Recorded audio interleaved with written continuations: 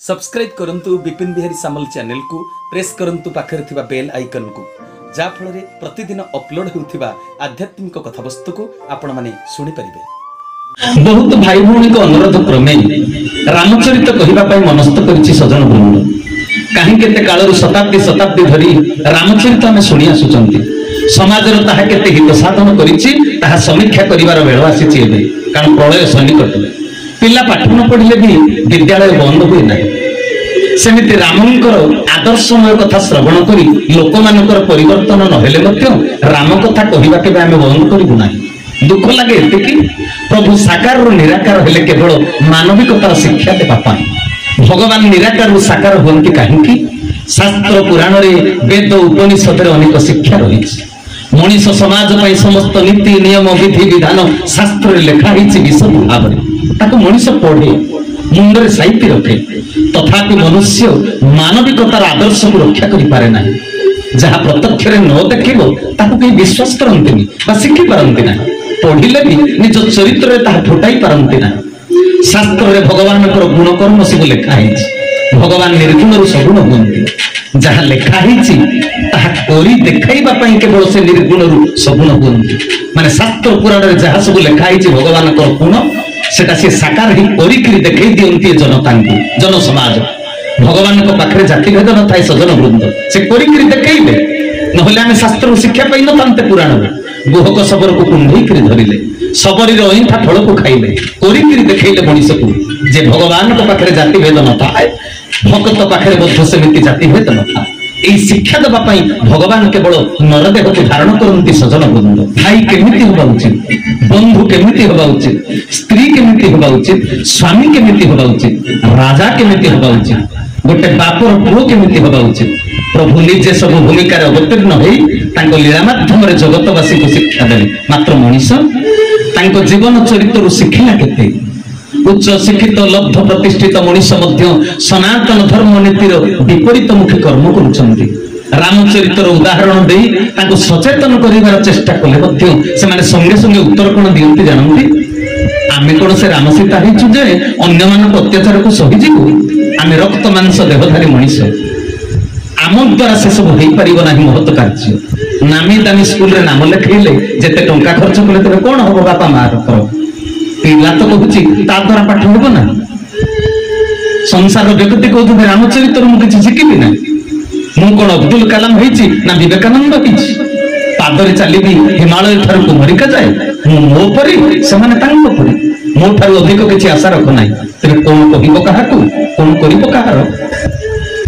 भगवान रामचंद्र धरापृष्ठ को आसीबार कारण तांको आचरणर महानता को पदे कथार मूल्यहीन कर दियंती मनीष मान। केते सहजरे स्पष्ट भाव रे आमे भगवान को पर कर देउछंती। आपण माने बुझी परुछंती तो तांको शिक्षा को अग्राह्य कर देउछंती। रामंकर आदर्श रे अनुप्राणित हे जीवन को सफल करिवा कथा कहिले वर्तमान रो पाठ पढुआ युवक कहउछंती से समय थिला अलगा, ए समय होछि अलगा।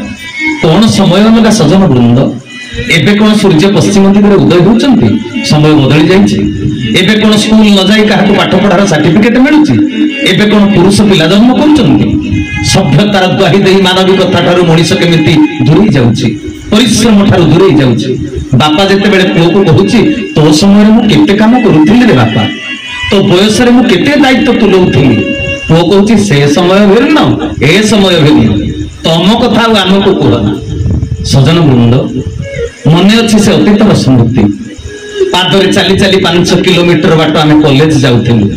मोर सेति पई ए पर्यंत कठोर परिश्रम करिथिली बोली लक्षमा उपन्यास शास्त्री उपन्यास मोर सब कथा मने अछि।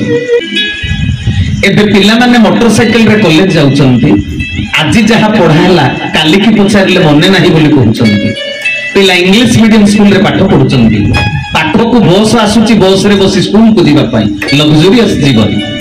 गली भितर गाड़ी छिड़ा हितवा 4 छक पर्यंत मेन रोड को 50 मीटर चलवा को पड़िले हताश ही पिला कहूची बापा जीवनटा मोर संघर्ष समय। कौन संघर्ष ना घर ठारू मते 50 मीटर चलवा को पड़ुची तापर बस मिलुची। 50 मीटर बाट चलवा को से माने संघर्ष कहउचंती। भगवान रामचंद्र 14 वर्ष काल बिना चप्पल रे बिना कठौरे खाली पादरे जंगल भ्रमण करथिले। से तो राजा को आमे किए रामचरित बुझिले जाई जीवन सफल हेब सजन वृंद मनुष्य जाई आमे देवतार परिणत होई परिबा पशु प्रवृत्ति को त्याग करी मनुष्य रे परिणत होबा पई कठोर परिश्रम दरकार पशु कठिन परिश्रम करि पारे नाही केवल भोग करे आमे जे पर्यंत शिशु थिले बिना परिश्रम रे बापा मां हमको खाइबा को दउथिले से परिश्रम करुथिले तांको परिश्रमर फल को आमे भोग करुथिले किंतु बड़ होला परे परिश्रम न कले आत्मनिर्भरशील होई परिबो नाही पशुर भोग प्रकृति को त्याग करी परिश्रम करी मनुष्य देवतार परिणत होगा श्रेष्ठ जीव मनुष्यर परम कर्तव्य प्रभु रामचंद्र केवल यही शिक्षा देवा धरापृष्ठ को आसी कठोर परिश्रम करने दरकार निजे दुख सही अन्य को सुख देवा दरकार मनुष्य किंतु कठोर परिश्रम करने को कहीं चाहती ना सहजरे सब पाइबा को इच्छा करती सहजरे सब प्राप्त करने को जी इच्छा करे से राक्षस नहले चोर 15 वर्ष बयस भगवान रामचंद्र विश्वामित्र सहित जंगल को जाते सुबाहु मारीच ताड़का कबल प्रादुर्भाव यज्ञ को रक्षा करने वर्तमान छात्र 15 वर्ष मेट्रिक पाठ पढ़ुची 15 वर्ष बयस जगतर दुख मोचन किशोर अवस्था भावना उद्रेक हवा कथा चित्त बुद्धि यहीटा प्रभु रामचंद्र शिक्षा वर्तमान सभ्यतार 25 वर्षर युवक निज जीवन संपर्क में सचेतन हो पारना बापा मां बोझ हो रोचे ऋषि विश्वामित्र भगवान रामचंद्र को गुरु हिसाब से अनेक अस्त्र देते धर्मचक्र दंडचक्र कालचक्र बड़ अति बड़ समस्त विद्या देते भगवान सकल विद्यार भंडार तेबे भी जगत को शिक्षा देइचंती प्रभु गुरु बिना जीव किछि प्राप्त करि पारिबो ना लक्षण को मध्य गुरु विश्वामित्र देइथिले अति बड़ विद्या बड़ विचित्र से विद्या जहा द्वारा आखि खोला रखी जने निद्रा जाई पारिबो जी आखि खोली सोई पारे तार नाम गुड़ाकेश अर्जुन 12 गोटी नाम भीतर गोटे नाम थिला गुड़ाकेश निद्रा को जय करिवार विद्या गुरु विश्वामित्र लक्षण महाराज को प्रदान करथिले तेणु रामचरित्र शिक्षा गुरु न कले जीव को किछि प्राप्त होई पारिबो नाही जेते बड़ लोक होई था तुम ठारू जी बड़ तांको ठारू किछि शिख भगवान होई से गुरु को पाखु को जाइचंती गुरु तांको पाखु को आसी नाहंती आजिकाली धन अधिक हो गले ट्यूशन मास्टर को घर को डकई पिला को पाठ पढ़ाउचंती गुरु जदि शिष्य पाखु को आसिले तबे गुरु परंपरा नष्ट हो गला से पाठ भविष्य रे कोनोसी काम रे लागिबो नाही भगवान रामचंद्र रजापुओ होई वशिष्ठ ऋषि का आश्रम को जाई पाठ पढ़िथिले विश्वामित्र ठारू दीक्षा ग्रहण करी गुरु रूप रे वर्ण करी समस्त अस्त्र प्राप्त करिथिले राजापुओ बोली पाठ तांको पाखु को आसी नाही से पाठ पाखु को जाइछंती तबे कहंतु रामचरित शुणी आमे राक्षस हेबा ना मर्यादावंत राम हेबा भगवान राम रजापुओ होई खरा वर्षा शीत काकर सहिबा शिखेइले आमको जिते सेपरी अवस्था दे गति करने पड़ुची आम रामन को भली हसी हसी दुख सहवा को राजी हो पारना आदर्श को पालन करने परिवर्ते ए मनीष कौन कहूँ जानती से सीना भगवान बोली एते दुख सही पारिले कठिन परिश्रम करि पारिले आमे पूरा साधारण मनीष आम द्वारा कौन से भली कथा संभव हो पारिबो मनीष सुभाष बोसंग आदर्श को रक्षा करि पारि नाही मात्र ता विराट कोठा घर आगे लिखि देछि सुभाष भवन सजन वृंद आमे राम को भल पाती बोली रामचरित मानस नवान्न पारायण 9 दिन व्यापी प्रवचन आयोजन करि मात्र राम को आदर्श आम ठारू केते दूर रे ताहा विचार को नेउना तेबे जहा हो भाई भौणी मानक अनुरोध क्रमे रामचरित कहबा को जाउछि प्रथमे विचार को नेबा रामचरितर प्रथम रचयिता किए रामचरित मानस वास्तव में शिव पार्वती मध्य प्रथम संवाद होता सजन वृंद भगवान शिव एते महान निजर पत्नी पार्वती आगे बहादुरी देखई ना निज पारिला पुणिया को बखाणी ना हे हैमवंती मु जहाँ शक्ति आहरण करी जहाँ कृपारू सृष्टि एते बड़ दायित्व को मुझे से मोर इष्ट देवता प्रभु रामचंद्र मोर पूज्य शिव कहते मोर पूज्य किए से रामचरित आरंभ हो जहाँ को पूजा करी जी मोर परम पूज्य से होते राम यही रामचरित आरंभ सजन वृंद रामचरित मानस प्रथम रचयिता होती किए देवदेव महादेव शिव मु कहूनी संत तुलसीदास कहते रामचरित मानस मुनि भावन शंभु सुहावन पावन राम जय राम जय राम जय राम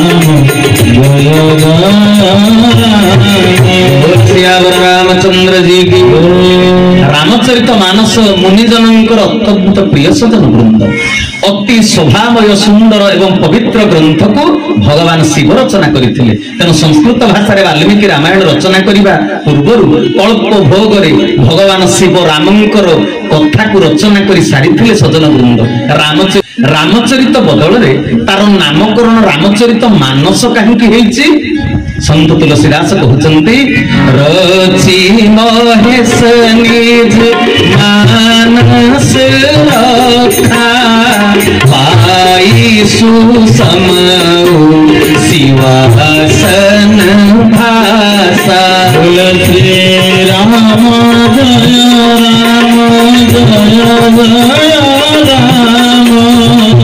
जय राम श्री राम जय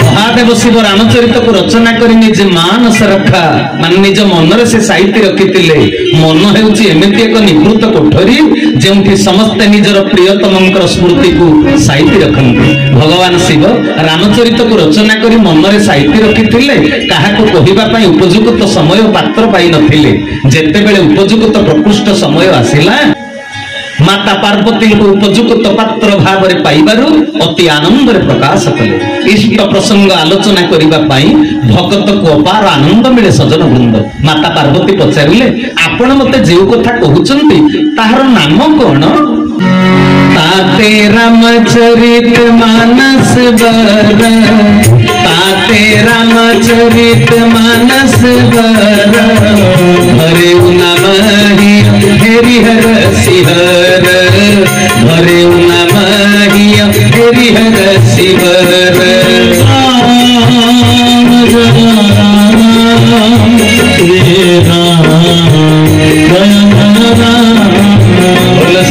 रामचंद्र जी की हर हर महादेव मनरे रामचरित को साहित्य रखि निजे तार नामकरण करथिले रामचरित मानस सजन वृंद चारि गोटी संवाद आधार में रामचरित को संत तुलसीदास रचना करिसंती भूषंड गरुड़ संवाद शिव पार्वती संवाद याज्ञवल्क्य भरद्वाज संवाद एवं तुलसीदास और संत संवाद भगवान शिव लक्षे श्लोक रचना करथिले प्रथमे रामचरित गाथा प्रचार हेला परे देवता मानव दानव तीन श्रेणी जाक आसी रामचरितर श्लोक एते परम पावन ताकु मागिबाकु लागिले शंकर भगवान तांको प्रार्थना सुनिक संतुष्ट करने को समस्त को समान समान भाग कर श्लोक को बांटी देले समस्त भाग में केते पड़िला लक्ष्य श्लोक को भाग बांटिले प्रथमे समस्त भाग में देव मानव समस्त भाग में पड़िला केतना 33,300 लेखाएं श्लोक पड़िला लक्षे 69,900 श्लोक सरी